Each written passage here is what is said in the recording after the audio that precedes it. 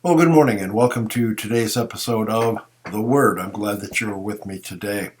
Hey, today we are continuing our new season on the both sides of life. We started this past Wednesday with our Ash Wednesday service. And today we continue our theme on both sides of life. And our theme today is slavery and freedom.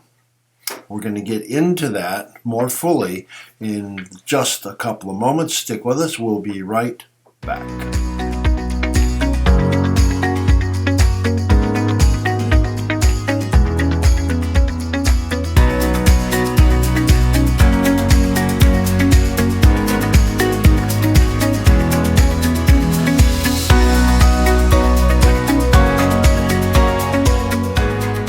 Welcome back. I'm glad that you're here. Today we're going to be talking about slavery and freedom, two, like I mentioned previously, diametrically opposed points, and yet within each Christian there is some of one and some of the other, both and somewhere in the middle are we. Our framework from which we're going to build our time today is from the lesson coming from Deuteronomy chapter 26. We're going to begin at verse number 1, going to verse number 11. Pardon me on that one.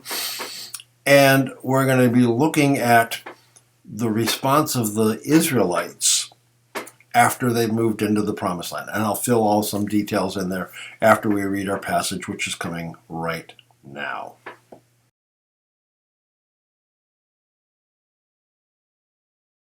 Okay, so here's Moses speaking on behalf of God to the people before they leave to go into the Promised Land. When you come into the land that the Lord your God is giving you for an inheritance, and have taken possession of it and live in it, you shall take some of the first of all the fruit of the ground which you harvest from your land that the Lord your God is giving you. And you shall put it in a basket, and you shall go to the place that the Lord your God will choose to make his name dwell there. And you shall go to the priest who is in office at that time, and say to him, I declare to the Lord your God that I have come into the land that the Lord swore to our fathers to give us. Then the priest shall take the basket from your hand, and set it down before the altar of the Lord your God. And you shall make a response before the Lord your God. A wandering Aramean was my father, and he went down into Egypt and sojourned there, a few in number, and there he became a nation great, mighty, and populous.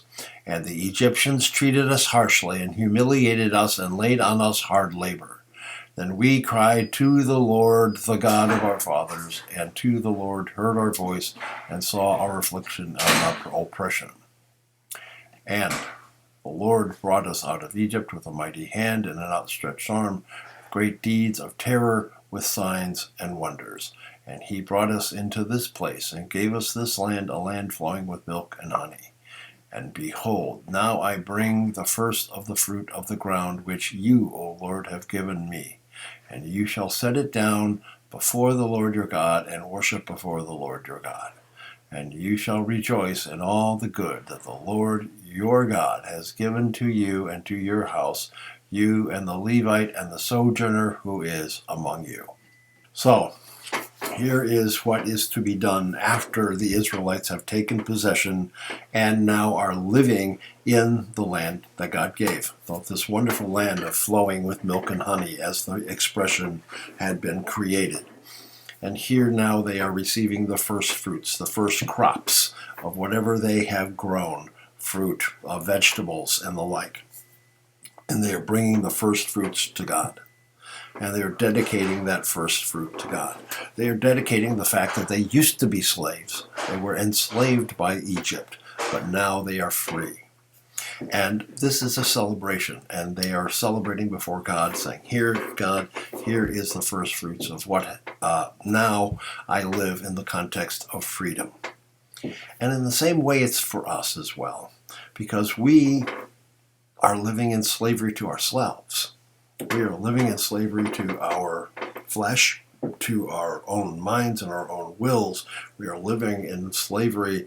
We are oppressed, not in the context the same way that the Egyptians were oppressing the Israelites, not in that same context, but we are pushed down, and we are not allowed in a lot of ways what we really would like to do, and that's all different forms of slavery and oppression and sadness. But the challenge is, we are also free. We are freed by God. We are just like the nation of Israel was freed by God as they came up out of the nation of Israel. The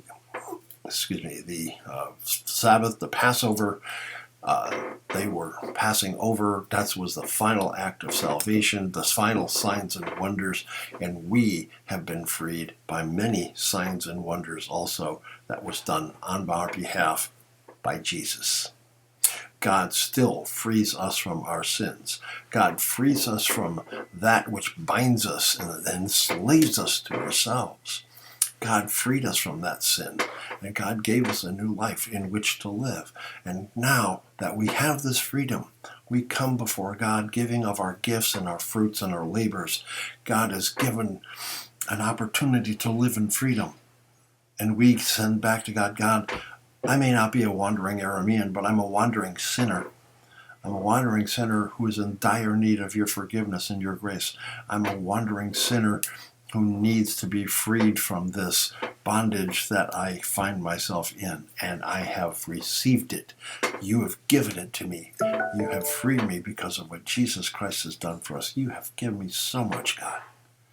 And I give it back to you. I give the first fruits, the first of my thoughts, the first of my work, the first of my hands back to you for you to use.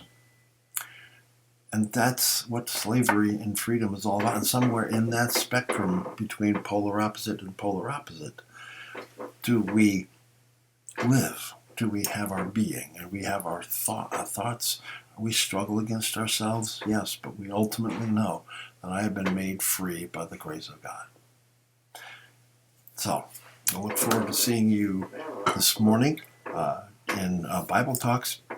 Looking forward to seeing you in worship this morning as well at 10:30. You guys have a great and wonderful day. I'll see you in just a bit.